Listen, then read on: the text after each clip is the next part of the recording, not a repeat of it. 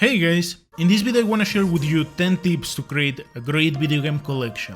The idea is to keep things close to earth as much as possible, so I wanna share some of my experiences here, beginning with some useful things to consider prior to start. Some people may wonder, how do I start? That is easy, get a game and keep it, then get another and keep it. Yeah, it begins as simple as that. Any great thing starts with a step.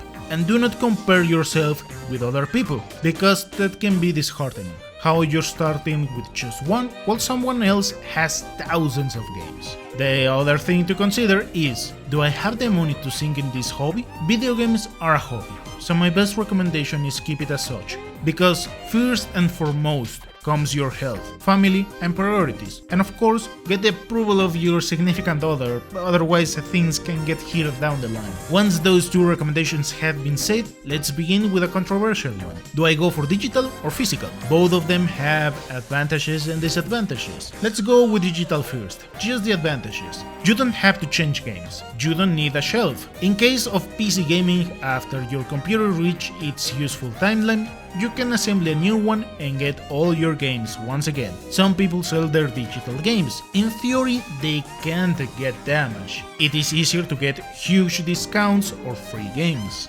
Now the physical advantages. Resale value. If you wanna sell your games, you can do it in different ways. If you trust your friends, you can share games and the other way around. You don't need an online connection, unless it is an online exclusive or if the shitty devs make a physical representation of a digital license. Further explanation later. Display value. If you get some cool shelves, you can have a nice ornamentary. And the fifth, your console can be less bulky. Sure, there is some value in digital stuff, but in all honesty, I prefer a physical collection. So this guide will focus in a physical collection. Give it a check to the timestamps in case there's a specific tip you might be interested, or if you have questions on the matter, let me know in the comments below. The second tip is about collector's editions. Specifically, take it easy with collector's edition.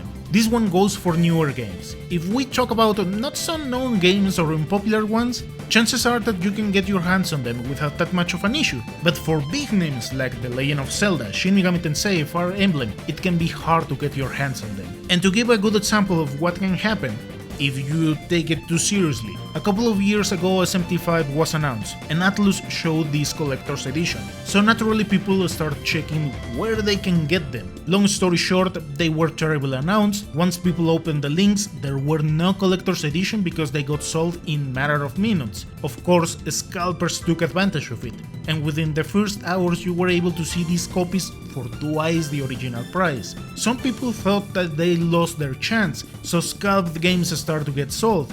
Terrible mistake. Because as of the making of this video, and after a couple of years, I have seen that collector edition go as down as $85 US. I know this passion can go overboard, but don't stress about it. That of course leads to the next point. When is the best time to get collector's edition? If something like the previous point happened to you, this one hands down has worked for me every single time. Oftentimes companies don't sell every single copy they have in their hands, but hunting down a game for several months can be exhausting, so the best moment to start hunting it down is somewhere around 2 weeks prior to its official release. That is how I got the Fire Emblem Three Houses, Metroid Dread, the Smash console, and many other things. The fourth thing is, one man's trash is another man's treasure. Craigslist, eBay, Facebook Market are good options to check when you are hunting down games. However, sometimes these can be quite expensive, comfy but expensive. And if you don't have a specific aim for what you're looking, sometimes going to a flea market can be another option. Nowadays is not near as the gold era where you were able to get lots of great games for almost nothing, but sometimes you can find random things quite cheap. The same principle might apply to consoles, but here I would recommend you to dive further in what you're looking. For example, SNES. Depending from your setup, you'll try to get the best video output. A normal SNES has UHF, composite video, and RGB. There are SNES versions that do not have RGB, but you can add it. The same goes for other consoles, specific to something that disappeared as it got released. So if you are going to acquire an old console, check the versions that may be better for you, or which modifications can be done to which console. And in case of old games, perhaps the 6th generation and before, there are different revisions between releases. For example, Metroid Primes, where you cannot use the trick to get the high jump bots, or Wave Dash in Super Smash Bros. Melee. Sometimes you can check it with the version number. That of course leads to the 5th tip: learn to spot fake stuff. I am not a professional on this department, but let's say you're looking for a Pokemon game. There are lots and lots of fake cartridges, so if you're looking in an antique shop, flea market, try to get a decent grasp of what are the ways to spot them. Sometimes you can spot them because of stamps, serial numbers, serigraphy, logos. This is going to depend from the console, game, or what you're looking for. So yeah, this one takes a lot of time.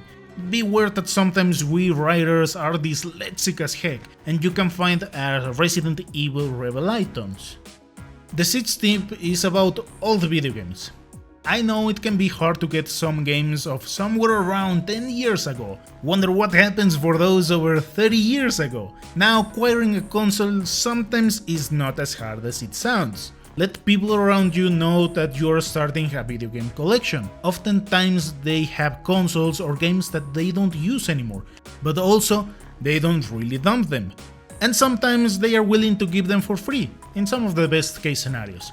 Now sure, you have the console, but once again, getting your hands in all games can be hard, so my best recommendation on the matter is get your hands in a cartridge where you can get ROMs. I know this is not as impressive as when someone shows a huge shelf with games, but that way you can play games that otherwise might be stupidly expensive or almost impossible to get. And if you like to play old school games, there are some great third parties that work in accessible options for the SNES and in the future most likely 64. The 7th tip is, the collection is yours, and yours alone. If you question me why do I bring this point, it is because oftentimes people tend to say that you need a specific game, or console, or stuff like that.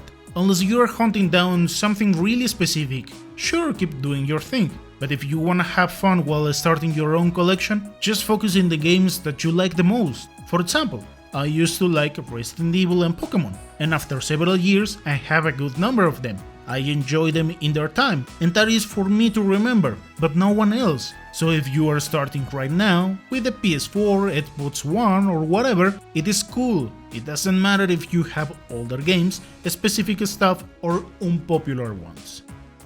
8th. The sad reality of physical games.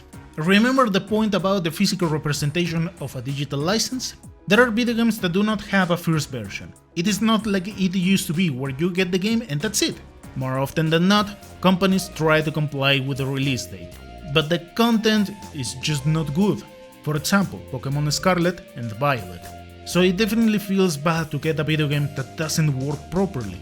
But from here, let's go another step down. Sometimes companies have a first release that doesn't even work, so we get the now infamous first day patch, where sometimes it is needed to download 60 GB. This one is worse because if we do not have access to even the first version, if someone later gets one of these games hoping to play them in the future, it is not even possible to update it, so you have a paper press. Or if you do not have internet, you won't be able to play it. And the third and worst case scenario are the companies that sell the physical form of a digital license. Call of Duty is a good example, just saying, if paying isn't owning, piracy isn't stealing.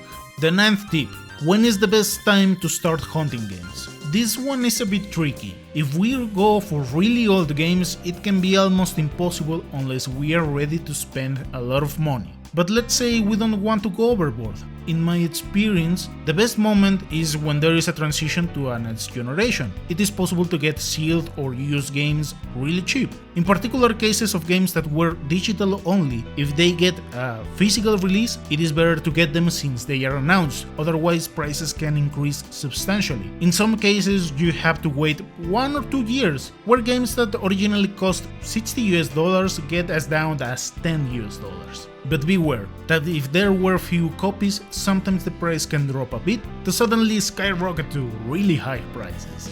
And sometimes people try to scalp betting in a low production. if there is a high production, you can find games really cheap. For example, this Resident Evil 5 Collector's Edition, I got it for $20 sealed. 10. Beware of your surroundings and environment. Now this may bring huge question marks, but if you live near the coast, it may not be the best of ideas to get a collection, because the environment alone damages everything. Now put some salt in the air and it's a terrible combination. Wonder why some vehicle collectors never buy cars from the coast. Also, if you live in places with high humidity, mushrooms can grow in CDs, pretty much destroying your games. But don't get discouraged. If you really want to get a collection, just be aware of the potential issues of your particular environment and plan accordingly. I hope you found this video useful. Thank you so much for watching, and I'll see you next time.